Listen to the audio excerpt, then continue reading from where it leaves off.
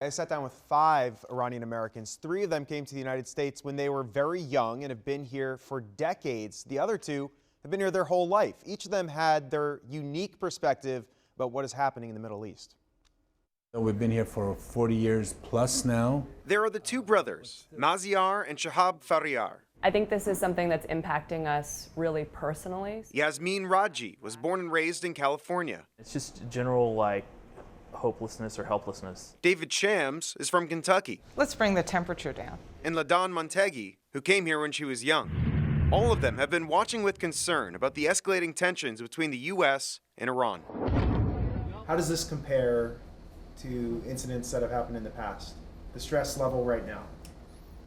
I think this is the most anxious time for me because it seems like for real that the bombs are dropping and there's no cooler head that's going to prevail, it seems like. Fear, anxiety, depression, a lot of here we go again. Let's step back. Military killing people is not the way to go. Nobody wants to be at the other end of this situation. We are concerned about relatives being able to get out. I have a cousin who's on his way back literally today. He lives here.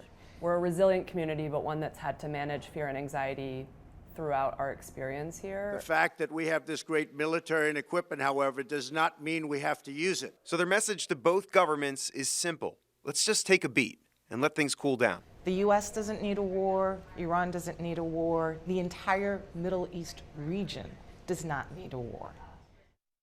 So we had this discussion at Vintage 78, a restaurant on P Street. It was opened by the 2 brothers you heard from. It's Persian food, and that name, of course, 78, is for the year that they left for America amid the revolution in Iran.